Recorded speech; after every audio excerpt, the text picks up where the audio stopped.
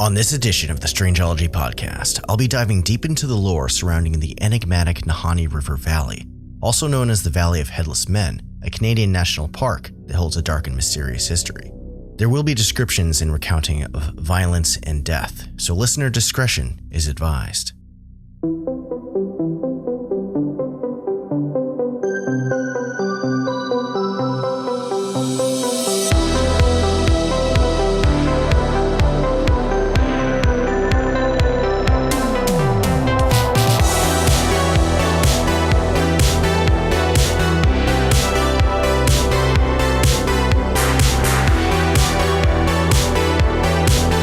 You're listening to the Strangeology Podcast. I'm your host, Jeff Foran, and this is your place to explore the weird, strange, and unexplained. From cryptids and creatures, the paranormal, aliens and UFOs, forbidden knowledge, ancient mysteries, conspiracies, and more.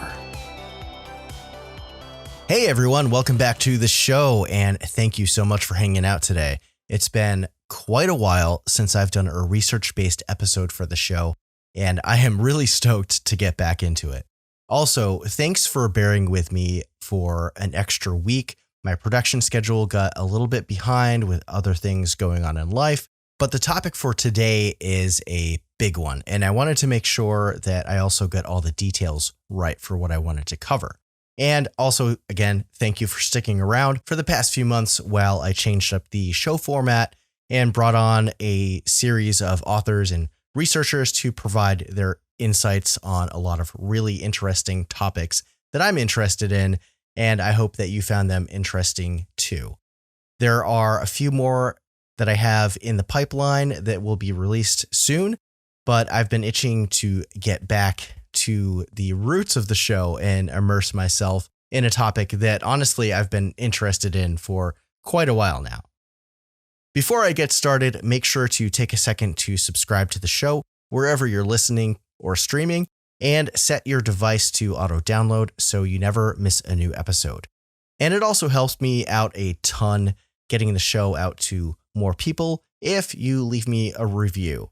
And if you haven't yet, make sure to follow me over on your preferred social media platform. I'm on Instagram, Facebook, TikTok, the app formerly known as Twitter, as well as Threads and YouTube. So if you enjoy the show, you enjoy memes, short form video content from me, or want to keep up with what I'm doing on the regular, get notifications for when I'm hosting giveaways or whatever else, the links for all those will be in the show notes. And a quick reminder, next Saturday, September 30th, I will be vending at the Sasquatch Festival and Calling Contest in Whitehall, New York.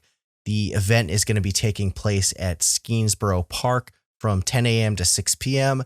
It's an all-ages event. There's going to be tons of vendors, speakers, and at the end of the day, there is the Calling Contest where folks will go up and do their best Bigfoot call.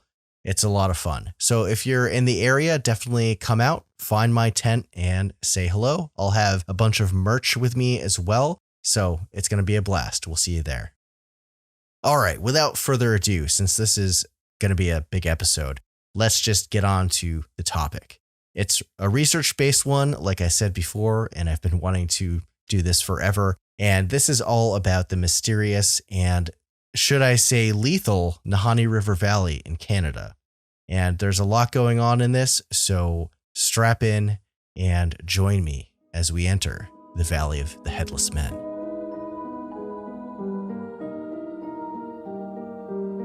To preface this, the majority of the information I researched about this comes from Hammerson Peter's book, Legends of the Nahanni. If you want to check it out, I'll have a link to it in the show notes. It's a huge book with each chapter going into tons of detail. So pretty much every chapter is its own rabbit hole and could be its own episode.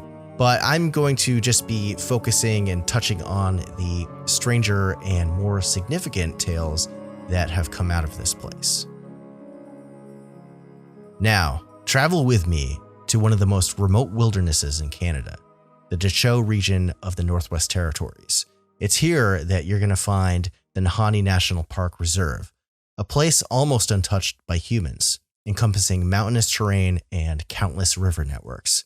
And within this park reserve lies the Nahanni River Valley, a place overflowing with stories of headless prospectors, lost tribes, missing people, curses, evil spirits, hidden gold, tropical valleys of lands that time forgot, cryptids, and prehistoric creatures as well. It's really everything but the kitchen sink that you could imagine for a strange type of window area. But make no mistake, while adventurers do visit here, this place isn't really a tourist attraction.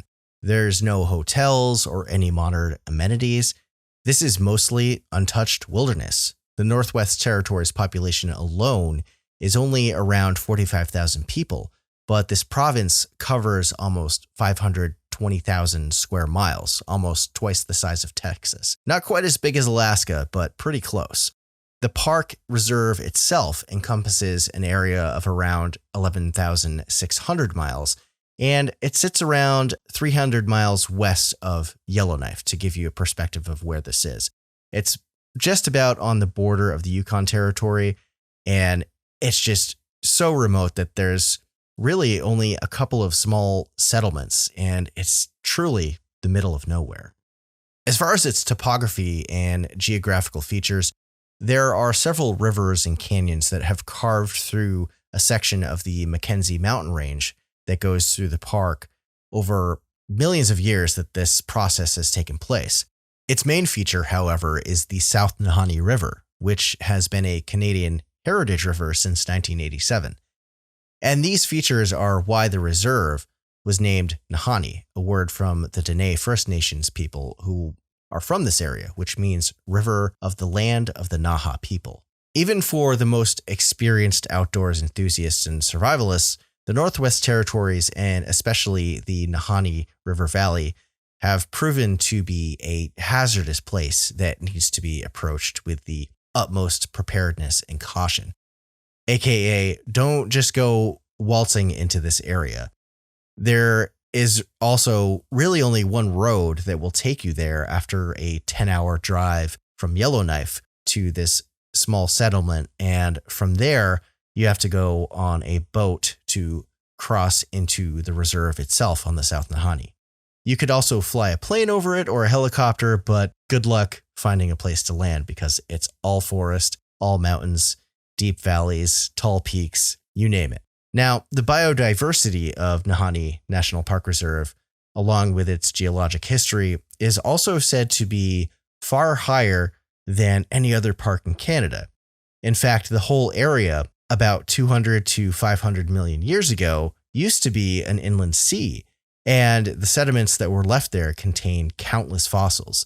There's also over 200 animal species in this reserve today, from grizzly bears, black bears, and timber wolves to moose, caribou, fox, lynx, golden eagles, hawks, and so many more. It's just rich with life. It's estimated, based on what's been found so far in the archaeological record, that people first arrived to the Nahanni Valley area around 9,000 to 10,000 years ago. However, according to the folklore of the Dene, something evil lives in this particular valley. Now, the First Nations tribes who lived here for millennia remained uncontacted by Europeans until the 18th century, when fur traders finally made it out that far west and began establishing trading posts like Nahanni Butte, which is the last kind of settlement that you can stop at before you take the South Nahanni into the valley itself. There's also Fort Simpson to the north and Fort Leard to the south. By the late 1890s, the Klondike Gold Rush began with around 100,000 prospectors, or as they were called, stampeders, making their way across North America to the Yukon to strike their fortunes. With the Nahanni Valley being right there, it was often used as a path for prospectors to get to the infamous gold fields of the Yukon. Some, however, only made it as far as the Flat River, which is a branch off of the South Nahanni, and they would attempt to find gold there, although it's reported that apparently there were no significant gold deposits that were ever found, although there are some contradicting reports on that, as we'll find out. As time went on, people began to notice that prospectors would enter the valley and never come out. This marked the beginning of stories of haunted valleys and legends of unknown creatures and other terrifying high strangeness within this remote place. Now, one of the aspects of the Nahanni River Valley that could be an important factor with all the things going on here is the legend of the Tropical Valley. During the Klondike Gold Rush, several prospectors reported a certain area in the Nahanni that would remain ice and snow-free year-round. This valley is said to have thousands of hot springs, which keep the climate much warmer than the surrounding mountainous terrain and other valleys in the area. And it's kind of like an oasis in an otherwise harsh environment. It's said that there are these almost prehistoric 10-foot tall ferns, lush jungle-like vegetation, lots of game animals, and more. There's even evidence that this place was largely untouched by the last ice age. And as prospectors made their way back to civilization through the boreal forests of the Nahanni in the wake of the gold rush, curious tales started coming out of the area of these men reporting animals long thought to have been extinct, like the mastodon and the mammoth. According to an account by a mining engineer named Frank Perry, he had come across this paradise amidst snow-covered peaks. He reported seeing robust vegetation along with moose and caribou that were well-fed and healthy. He even described them as looking almost boxy because they were eating so much. Now, according to Perry, he had been told stories from the local natives of ancient tracks of three-toed prehistoric beasts that had been found imprinted in sandstone and shale all around the terrain.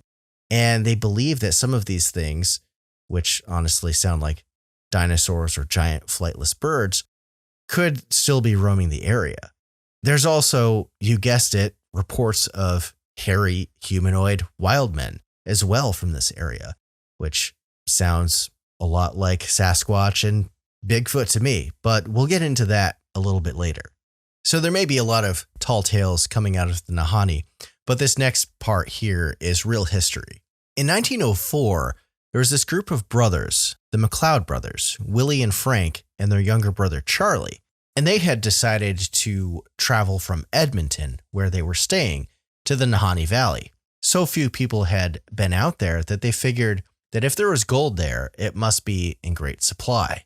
The brothers were of Métis descent and were experienced frontiersmen who were used to living and surviving out in the wilderness, so they weren't concerned with getting lost or starving out in the Nahanni country. They traveled for weeks by train, boat, and foot until they finally arrived at the mouth of the South Nahanni River, which is the gateway to the Nahanni Valley.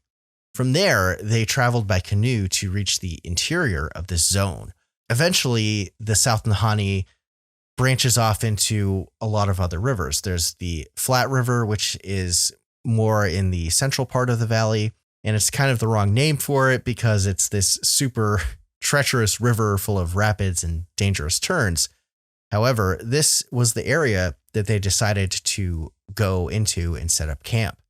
So the story goes that they get right to business. They set up their sluice boxes in the river, and these are tools used by gold prospectors. They're basically these long, skinny boxes with different leveling filters and ridges on them. You can either put them directly in a river, or you can set them up on a kind of makeshift table or platform nearby. And what you do is you take a shovel full of rocks and sediment and put it in the box, pour water in it, which helps to separate the larger material from the smaller and down to the particulate. It's a faster way to do it versus using a gold pan, which is kind of a bowl that has these different ridges on it, and you have to be bent over in the river, and you have to really work at it to filter through all the sediment before you get to any of the fine particulate or any smaller gold nuggets or gold dust and particles.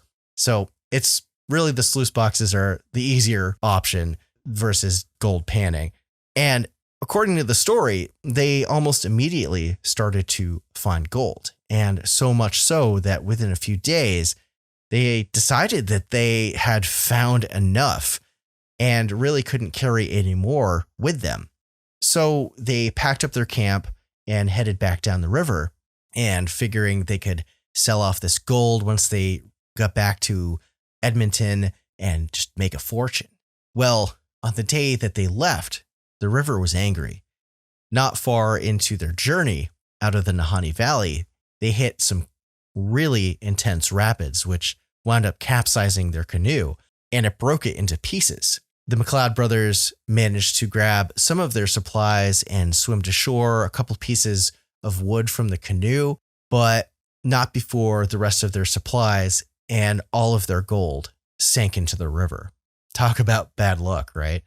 And I should mention that the rivers in the Nahanni Valley are reported to be really deep. So there was no getting that gold back or any of their other supplies. So Frank, Willie, and Charlie swim to shore. They're thankful to have their lives, but they're devastated at the loss of how long it took them to get out there, the whole journey, and with how much gold they found. So they decided that they weren't going to throw in the towel that easy.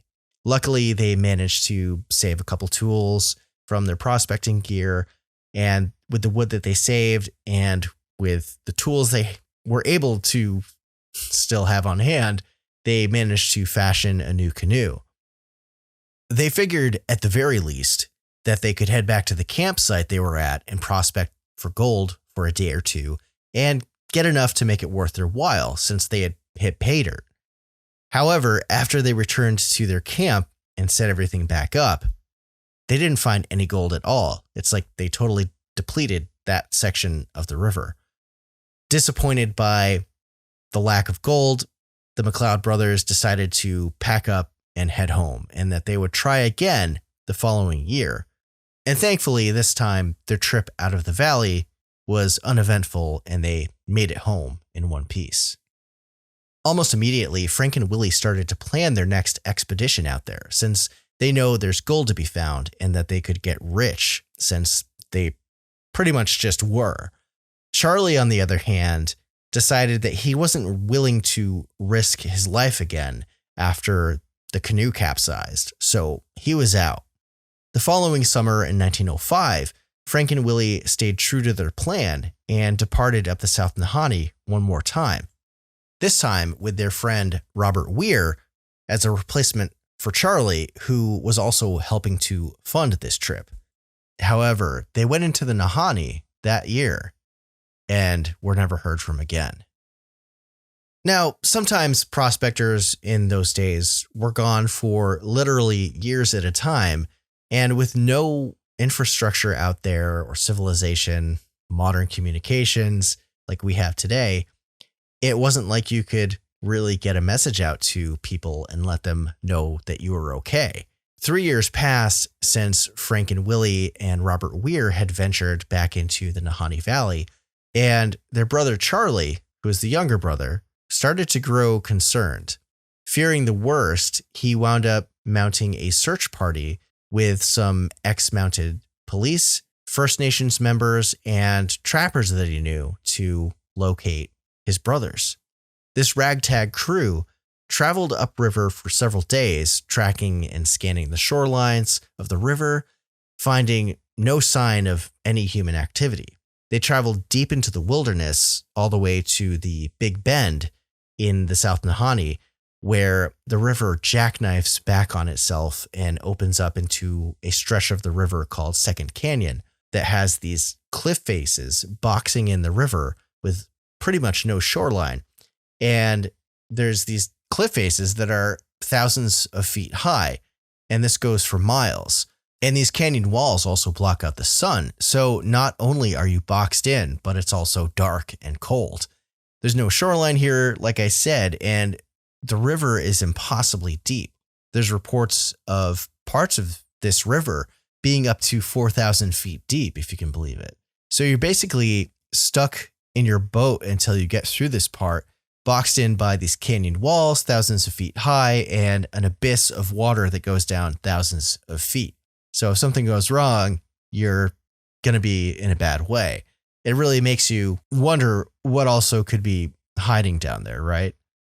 And another thing that adds to the ominousness of this canyon is that you can see dozens and dozens of these cave openings in the cliff faces, save for a few that are around the level of the river. Nobody has been up there to explore.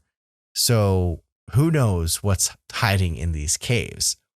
And the whole area up there in general is reported to have a vast and complex network of these cave systems too. So sounds like it would be great to get some drones out there, at least to check out some of the immediate entrances to some of these caves. And this cave network could also come into play later on.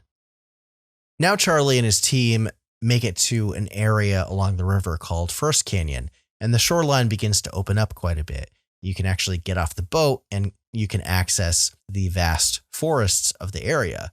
Almost immediately, they spotted a tent and headed towards the shore, but what they discovered was a grisly scene. Along this flat stretch of river, which has since been named Headless Valley or Dead Man Valley, they see a dead body outside of this tent. And as they approach the body, they can see that it was missing its head, and its body had been burned. Not only that, but whoever this was had their arms stretched out, reaching for a nearby rifle that was still propped up against a tree. The team then walked around to the other side of the tent where the entrance was, which faced away from the river, and they found a second body laying partly inside and outside of the entrance. As it turns out, this body too was headless. And since then, of course, this place has been known as the Valley of Headless Men. Charlie and the other team members searched fruitlessly for the heads of these bodies, but they were nowhere to be found. Now, the team searched through the belongings of these people. They had been curiously untouched, and they came to the conclusion that these bodies were actually the bodies of Charlie's brothers, Frank and Willie. He recognized a number of the items that they had with them. The other thing that they found was a journal with an entry saying, "We found a fine prospect," but there was no gold anywhere in the camp. So clearly, Frank and Willie had struck pay dirt, but somebody or something wasn't having it. Curiously, their friend Robert Weir, who had financed the trip, was nowhere to be found at the campsite. So there were some theories of foul play on Robert's part. However, months later, after the bodies of the McLeod brothers were found, this partial human skeleton was discovered further upriver, and this one actually still had its skull, and it was attributed to being the body of Robert Weir, although there was nothing to confirm that it was actually him. Now, after Charlie and his team returned to the nearest city, they got in touch with the local mounted police to investigate what had happened, but their conclusion explained that the McLeods and Robert Weir simply died of starvation, and the reason why they were missing their heads was from scavenging animals. Something that could validate that theory is that some of their sloughed off hair was found around the skeletons, which could indicate that they were there for a while decomposing, and scavengers came in and picked off their heads, but then why were the bodies not touched? The answer to that could be that those kinds of scavenging animals could have an aversion to human clothing and blankets, but others were certain that the McLeod brothers' heads were removed during or shortly after a moment of attack from someone or something. Clearly, one of the brothers reaching for a rifle in the moment of death would indicate that there was somebody or something else that was a threat that was attacking them. And Charlie didn't buy the official explanation, and he figured that they must have been attacked by native tribes in the area or something other than what the authorities had described and come to the conclusion of. It doesn't make much sense, seeing as how the McLeods were experienced outdoorsmen and would clearly be able to hunt for fish or food, so how and why would they starve to death?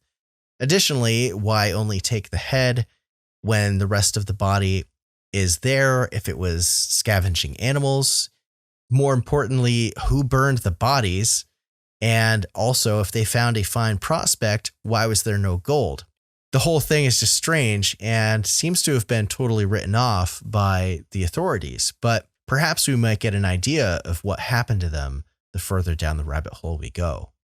Word of the MacLeod's fate spread like wildfire among northern Canadian communities, and even then different theories and ideas sprang up. Some believe that there were hairy cave-dwelling giants that killed them, or even a mythical and elusive tribe called the Naha that had caught them trespassing onto their sacred hunting grounds, or there was some kind of serial killer out there, or a rogue rival prospector murdered them and took the gold, or maybe it was even Robert Weir that did it. Interestingly, there's an account in the book where in 1926 or so, Charlie MacLeod was at this trading post outside of Edmonton, which by today's standards is something like a 14 to 15 hour drive south of Nahanni Butte. And the story goes that he was browsing around in this trading post and he encountered someone who looked really familiar, and he strikes up a conversation with this man. The conversation turned into talking about the MacLeod brothers' deaths decades prior, and this guy says to Charlie in this conspiratorial type of tone that, as a matter of fact, it was me who buried those fellows. And Charlie then recognized this man to be Robert Weir. And Charlie is naturally like, what? And grabs his arm and says, I hope you're joking because I'm their brother. Robert, or supposedly Robert, then breaks free of Charlie's grasp and books it out of the trading post. Charlie then manages to track this guy down to a small farm in the town of Viking, which is about an hour and a half southeast of Edmonton. The guy apparently saw Charlie coming down his driveway, so he locked himself in the barn of his property, and the story goes that Weir shot himself in the head, and then apparently the sparks from his revolver going off ignited the hay next to him, and the whole place burned to the ground. I'm not sure there's anything to really substantiate this particular story, but it is an interesting anecdote at the very least. So there are additional stories of people losing their heads in the Nahanni Valley. Among the other prospectors who dared to enter the valley, there was this Norwegian woodsman named Martin Jorgensen. Jorgensen entered the valley in 1910. The following year, he had sent word out with a Dene guide that he had found lots of gold to his friends back home, and then he was never heard from again. When nobody had heard from him for a couple of years, they decided that they needed to go out into the valley to check on him. They got out to the spot where he said he had made camp and found his headless corpse about a mile up from the mouth of the Flat River in 1915. It turns out Jorgensen had built himself a log cabin to live in while he mined and prospected for gold, but just beyond his headless corpse were the charred remains of his cabin. And just like the MacLeod brothers, his head was also never found. And just like the previous case, authorities attributed his death to starving or freezing to death, and that animal predation and scavenging was why his head was missing. And curiously, they made no connection to the deaths of the MacLeod brothers from 10 years prior.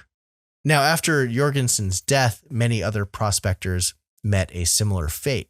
In the winter of 1922, the headless body of a World War I veteran named John O'Brien was discovered on a mountainside not far from the Headless Valley. He had gone in with a friend of his to try their hand at striking it rich with gold, and they were never heard from again. It's a familiar tale at this point. And when a crew went in to find him and his friend, they found his body hunched over a fire pit with a matchbook stuck to his frozen hands. It was decided that he froze to death while starting a fire, but he had none of the typical hallmarks of slowly freezing to death.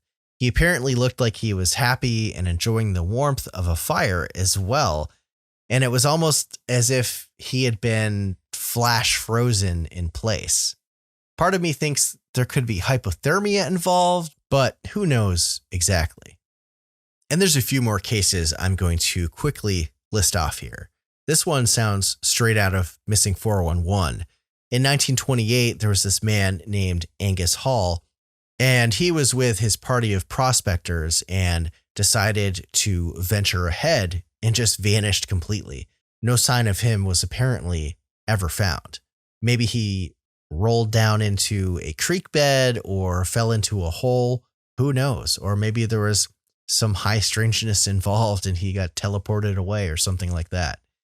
In 1931, another charred body was found in the Headless Valley. This time it was a man named Phil Powers. And after investigating, the mounted police attributed his death to a faulty stovepipe in his cabin, which burned the place down and him with it. However, most who have looked into this story don't buy that explanation at all, and the situation seemed far more consistent with murder and arson.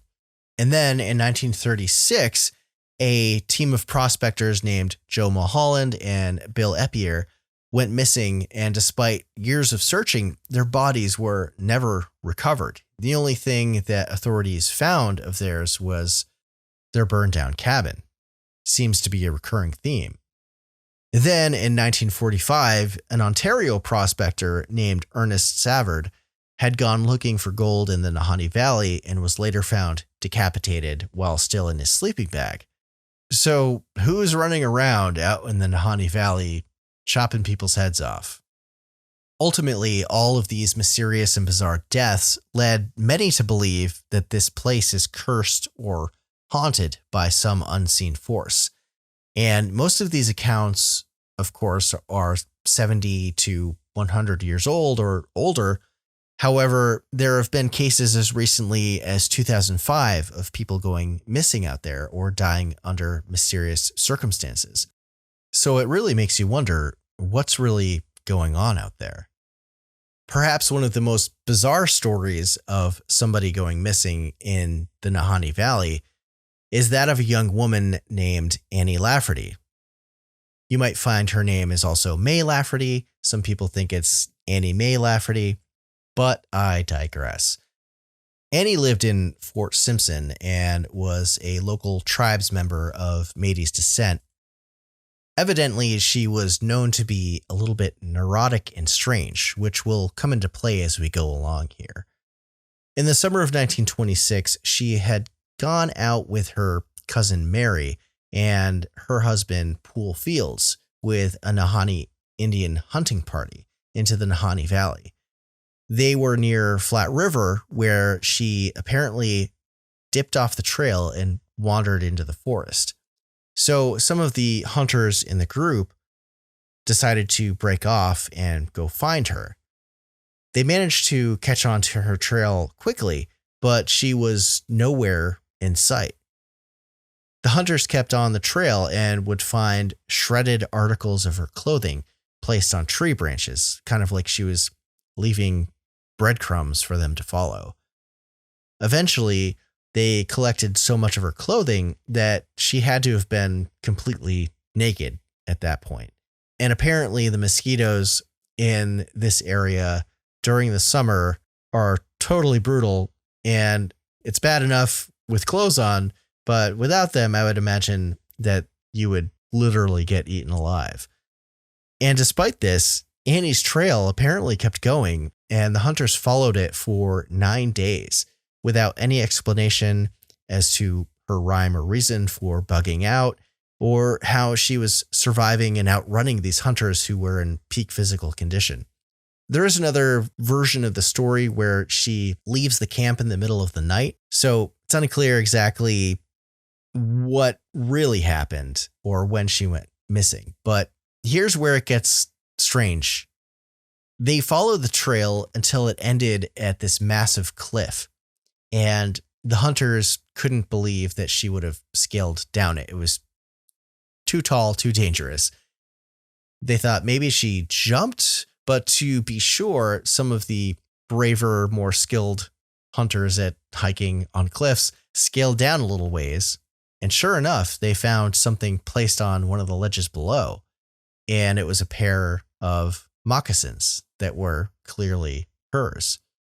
So at this point, the hunters decided to head out of the wilderness, go back to the rest of their team, and get a report in that Annie went missing to the authorities. So the authorities went out and tried searching for her, but they too came up empty-handed with no sign of Annie, and it's assumed that she likely succumbed to the elements. How would you survive out there without clothes or supplies, food, drinkable water? However, months later, there was this guy named Charlie who had overheard the story of a woman who was in this hunting party that went missing in this area of the Flat River where they were at.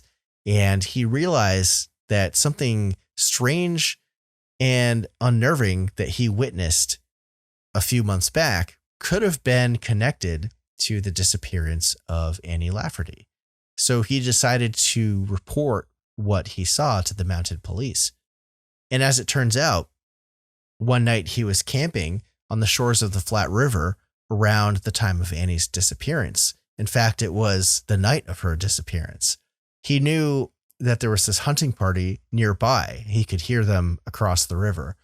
He wasn't a part of it, of course, but he went to sleep near the river's edge that night. And later in the evening, he was woken up by the sound of rocks splashing into the river.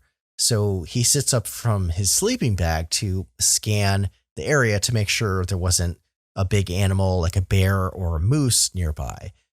He doesn't see anything.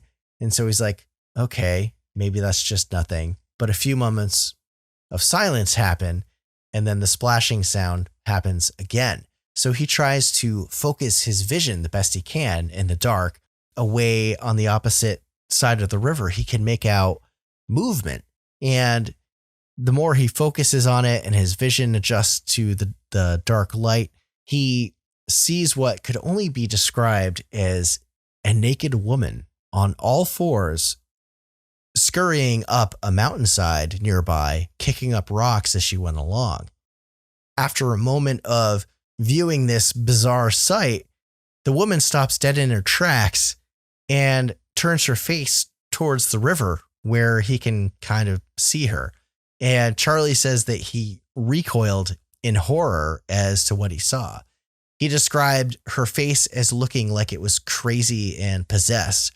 She had this ear-to-ear smile across her face, and clearly there was something wrong with her, but he didn't dare go after her for fear of his own safety, going out into the Nahanni Valley in the dark.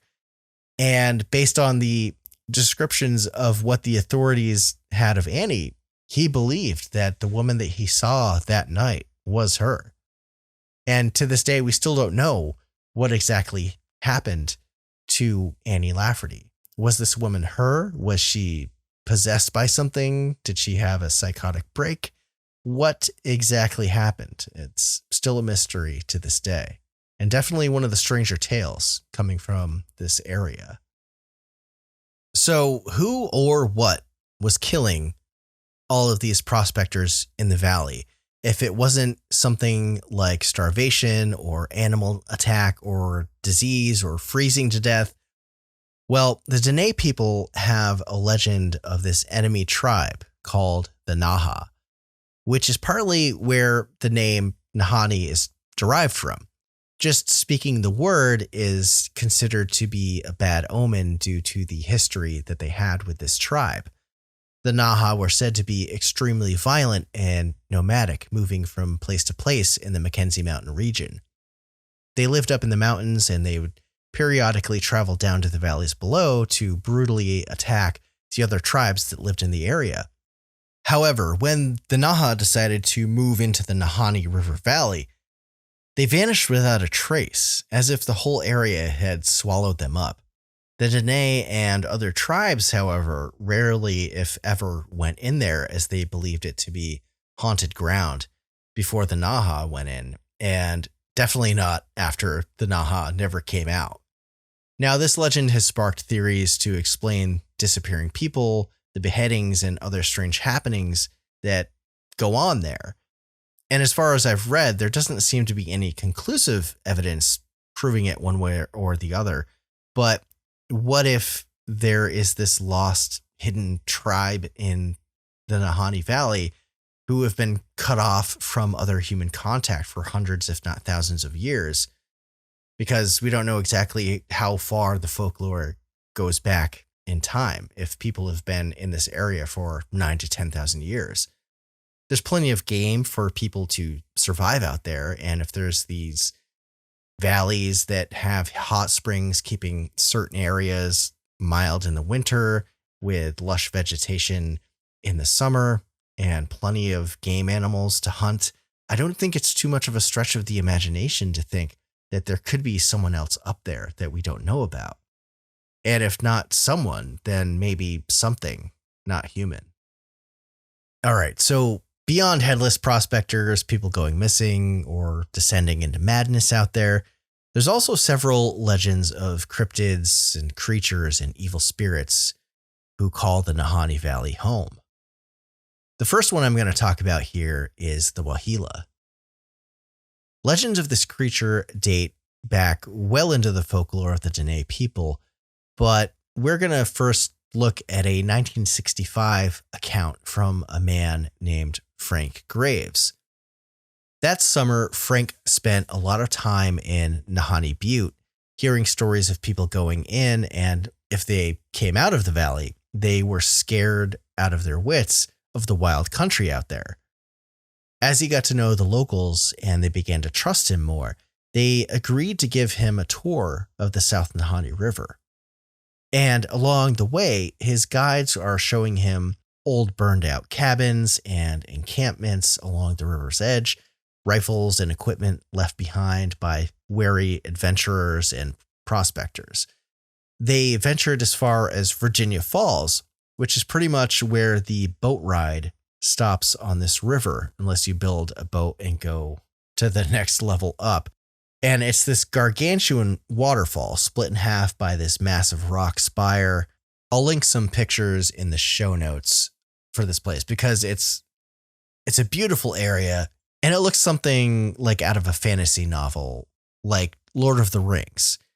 The Northwest Territories even bills this place as the world's most beautiful waterfall.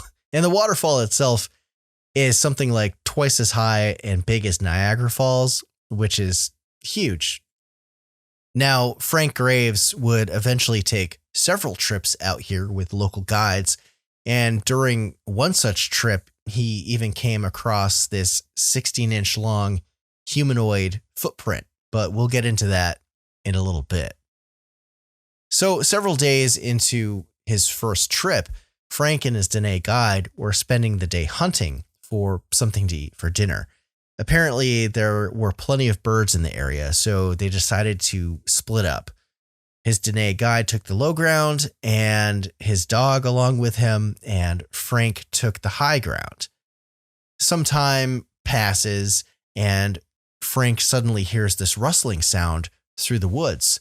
He thinks that it's his guide's dog, since this dog wasn't really a hunting dog and he would just barrel through the woods. And because Frank thinks this is just a dog, he doesn't raise his shotgun and leaves himself completely unprepared for what was about to happen. Sure enough, it wasn't his guide's dog, but something else entirely. Whatever this thing was crashed out of the tree line into this open area where Frank was standing, a mere 20 paces away from him. It was covered in white fur and it was just massive and stood there staring at him. At first, Frank thought it was a polar bear, but polar bears don't typically live in this area. And the more he looked at this beast, he realized that no, it wasn't a polar bear. It was more like a wolf, but it was significantly larger than any wolf that he had ever seen. Realizing the danger of the situation, Frank finally pulls up his shotgun and he took a shot at it. It was loaded with birdshot, so it wouldn't do that much damage to a larger animal. They might flinch, but whatever this thing was took the full brunt of the birdshot and didn't even recoil. It just simply turned around and walked back into the forest. Frank took one more shot at it, hitting it in its hindquarters, but it just shrugged it off and kept going. This sounds a lot like the story from Skinwalker Ranch, where this giant wolf came onto the property and attacked a calf that was in a pen and tried pulling it out through the pen with its head in its mouth. And so Terry Sherman shoots this animal several times, once at point blank range, and it did nothing and basically just walked off.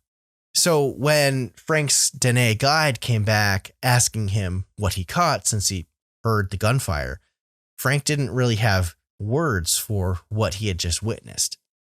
Frank wrote into Ivan Sanderson about his encounter with a beast that he called the Wahila, this legendary wolf-like cryptid that many people believe inhabits this vast wilderness. Ivan Sanderson died in 1973, but in a posthumous article released in 1974 titled The Dire Wolf, Sanderson revealed further details not included in his letter and likely from a face-to-face conversation or phone call that Frank had with him. Apparently, this animal stood almost 4 feet tall at the shoulder. Its fur was kind of shaggy, long, and white, like Frank had described. And when Frank described what he saw to his guide, the guide said that what he saw wasn't a wolf, and instead may have been an animal that was responsible for the deaths of people like the McLeod brothers, Martin Jorgensen, and other headless victims that had been found in the valley over the years. Now, I'm not sure if anyone listening has seen a real-life wolf up close. I have. They are big animals, for sure, but 4 feet tall at the shoulder, I think, dwarfs a regular wolf, which are also already way bigger than a normal dog.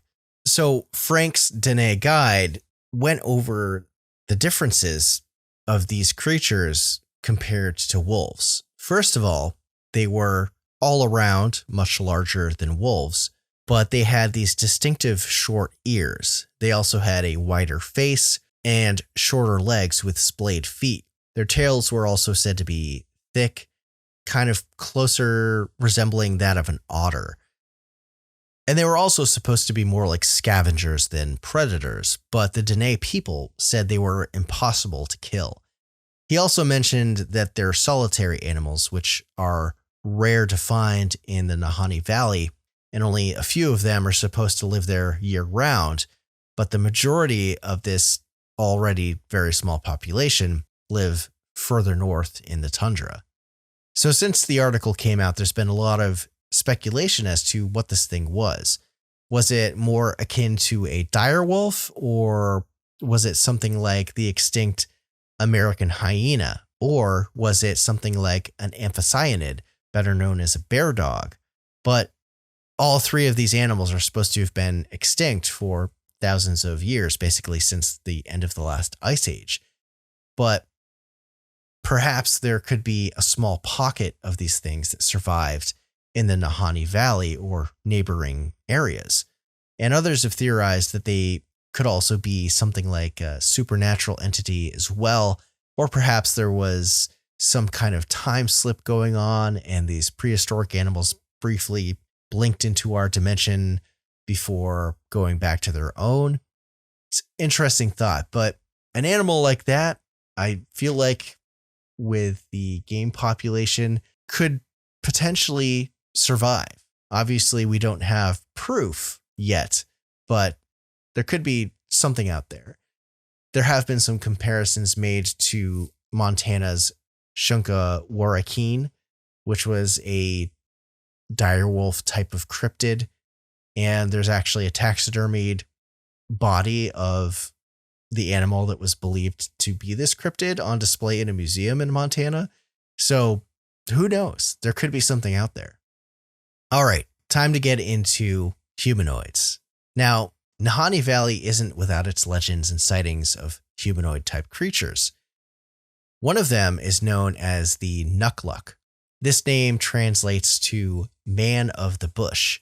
And according to legends, these beings have been encountered out there for hundreds, if not thousands of years, and even into the Yukon Territory and as far as the Kenai Peninsula in Alaska, which is wild. But there are a couple of stories of note here that I'm going to go over briefly. The first modern reports came in the spring of 1964 near Fort Simpson. The first up was a sighting from this guy named John Baptist, who was a janitor at the local school.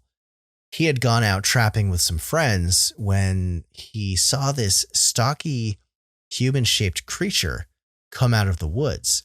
It had a beard, but it wasn't wearing clothes. It looked sort of like a person, but not quite. So whoever or whatever this thing was anyone's best guess. So Baptist and his friends approached out of curiosity, but whoever or whatever this was growled at them and then ran back into the woods. In another sighting, a local Dene woman in Nahanni Butte also saw a similar or maybe even the same thing at dusk. She had the feeling that something was outside her home while she was weaving a basket. And so she opened the front door to see if anyone was out there, but there wasn't anything or anyone at all. So she closes the door, goes back to basket weaving, and some time passes, and she looks up at a nearby window and sees this weird face looking in at her. And whatever it was didn't really look quite human. So she got up quickly and ran outside. But by the time she got out there, there was nobody or no creature out there to be seen. And there was another sighting that happened with a group of tribesmen from Fort Leard where they were trapping at one of the nearby rivers and claimed to have encountered a strange humanoid being, although it looked less like the classic 8 to 10 foot tall hairy Bigfoot, and instead it resembled something much more like a relict hominid, like a Neanderthal. So we've got cavemen in the Nahanni. Why not? Maybe they're the ones taking out the prospectors. And then in June of that year, a 14-year-old named Jerry from Fort Simpson reported seeing a similar creature. It was around 9 p.m. at night, and the family dog had been barking wildly.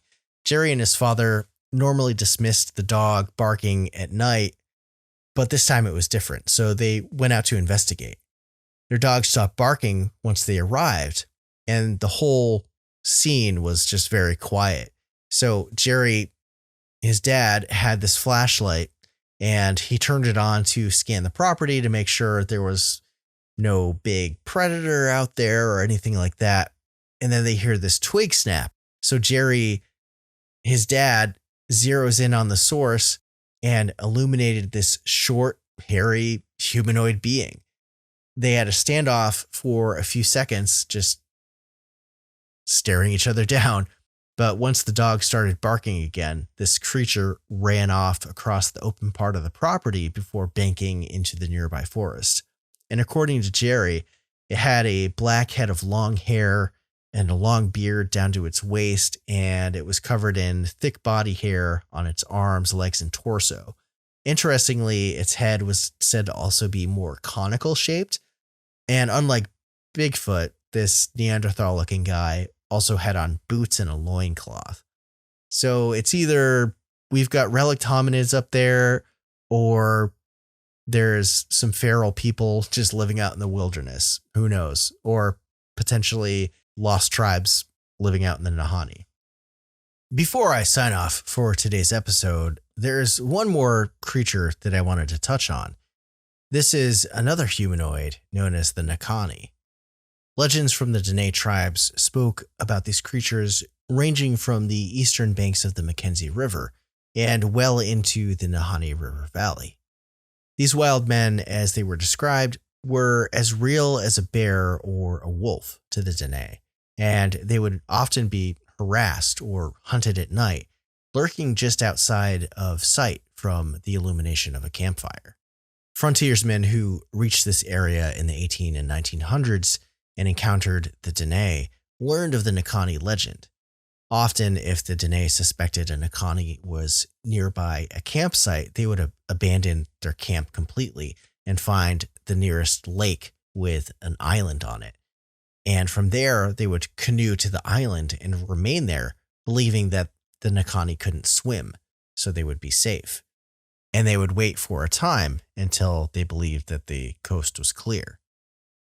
Less often, Dene encampments would stand their ground and shoot their guns into the forest if they believed one of these things was stalking them. And as far as how these things were described, according to the folklore, they were said to be hairy cannibalistic giants with ghoulish faces and fingers tipped with long claws. Some descriptions called them troglodytes, as it's said that they lived in the cave systems in the Nahanni Valley and would come out at night to hunt. They're humanoid in appearance, but there's definitely an uncanny valley vibe to them. They were also said to have red eyes and long muscular arms, and they were very tall. According to a British adventurer named Michael H. Mason, who wrote a book called The Arctic Forests in 1924, he described these things as terrible wild men with red eyes, enormous height, completely covered with long hair. According to Mason, they left a large human-like set of tracks that were long and narrow, and these things were so strong that they could tear entire trees out of the ground. Now, this description of ripping trees from the ground reminds me of that one video that came from a Canadian logging crew. I believe they were in Alberta, where something is seen sort of obscured by the tree line, a little bit off camera, but the ground kind of slopes. So whatever it is doesn't look that tall, but it's actually pretty tall. And it pulls this tree out of the ground and it chucks it towards this logging crew. Thinker Thunker did a video analysis of it. In fact, I think it was one of Thinker Thunker's viewers that sent him this video so that he could analyze it. It's pretty wild and definitely a really interesting analysis. I'll get a link for it and throw that in the show notes if you haven't seen it. Now, another adventurer named Philip Godsell from the Hudson Bay Company, based on the stories he was told, that comparing these things was sounding like a cross between a gorilla and a gargoyle, who were twice the size of a human and possessed incredible strength and speed.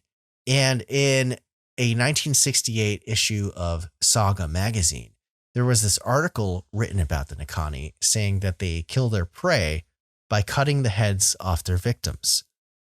So now we've come full circle. Could there be a race of these cave-dwelling humanoids? They sound sort of like Bigfoot, but also not. There's certain aspects of them that remind me of something like the pale crawlers, which I did an episode on, and specifically the Patreon segment that I did recounting the tale of Don Herbert, who ran into one of these things that paced his truck on a remote stretch of road outside of Hay River and Northwest Territories. Now, pale crawlers are said to be hairless, but perhaps there are some variations with them, or maybe some just have no hair at all, or perhaps they're unrelated. Maybe they're more like the Wendigo or the Mahaha, which are legends in nearby areas as well. According to an article on mysteriesofcanada.com about the Nahanni, some Dene people have said that the Nahanni are indigenous tribe members who either commit murder or engage in cannibalism. Sounds a lot like Wendigo.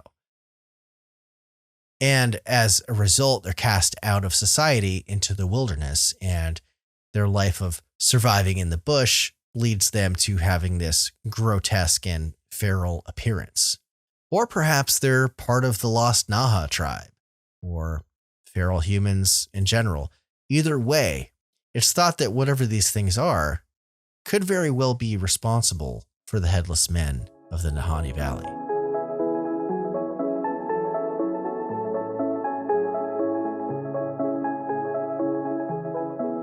And that, my friends, is where I'm going to leave things for the regular show today. The Legends of the Nahanni Valley by Hammerson Peters is definitely a must-have book if you love stories and legends of mysterious places. And this place has it all. I'll leave a link to it in the show notes for you to check out.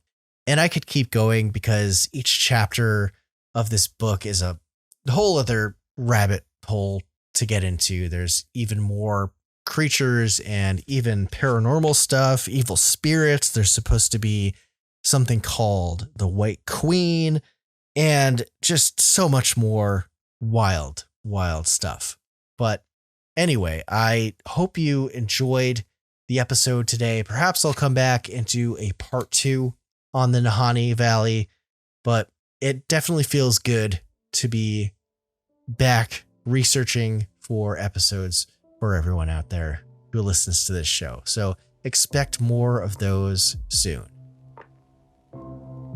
As always, I want to give a huge thank you to everyone out there listening. Those of you who have been here since the beginning and to those who have joined along the way. And also welcome to new listeners because there have been a lot more people listening to the show lately. So thanks for checking out the Strangeology Podcast, listening and sharing it around. It gets the word out and it's super helpful. In fact, the Strangeology Podcast wouldn't be possible or wouldn't be where it is today without the support of listeners like you. There's a lot more to come, so stick around. If you're looking for a way to support the show, you can head on over to patreon.com/Strangeology to learn more. Membership gets you some really cool benefits and perks like shoutouts, merch discounts to my shop, exclusive merch, ad-free episodes, as well as early access to new episodes, along with access to the exclusive members-only Strangeology Beyond episode segment, and more. There's even a t-shirt club of the month where you get a brand new Homestate Cryptid t-shirt every month. So again, that's patreon.com/Strangeology. Sign up today for less than the cost of a cup of coffee per month. I appreciate the support, and thank you to all members for your continued support in helping keep the lights on at Strangeology HQ. If you're looking for another way to support the show, shameless plug of course, you can check out my Etsy shop. I do all of my own designs, and I've got a whole assortment of cryptid, alien, and otherwise 40 gear and accessories available on things like t-shirts, hoodies, long sleeves, and tank tops.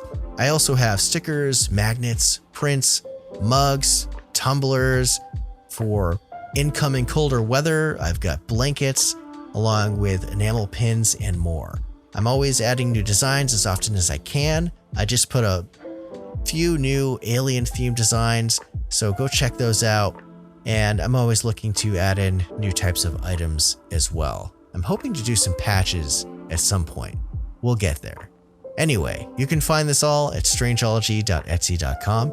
Again, that's strangeology.etsy.com. I appreciate the support. To any advertisers or companies out there looking to collaborate with the Strangeology Podcast or would like to be considered for an interview on the show, please send all business inquiries to info@strangeology.com. And finally, don't forget to follow me over on my social media accounts again for daily updates and more content outside of the podcast. You can find me on Instagram, TikTok, Facebook, YouTube, X, and Threads. I'm most active posting short form video content on Instagram and TikTok, as well as Facebook now. So if you're looking for more from me, definitely check that out. All those links will be in the show notes. All right, I think that's about all from me for now. I'm going to take a short break, and when I come back for Strangeology Beyond, the members-only portion of the show, I'm going to dive into a couple more stories about encounters with prehistoric beasts like dinosaurs within the Nahanni Valley. You won't want to miss it. Members, stick with me after this short break for Strangeology Beyond, and for everyone else, I'll catch you next time. Make sure to take care of yourselves and each other, and keep it strange.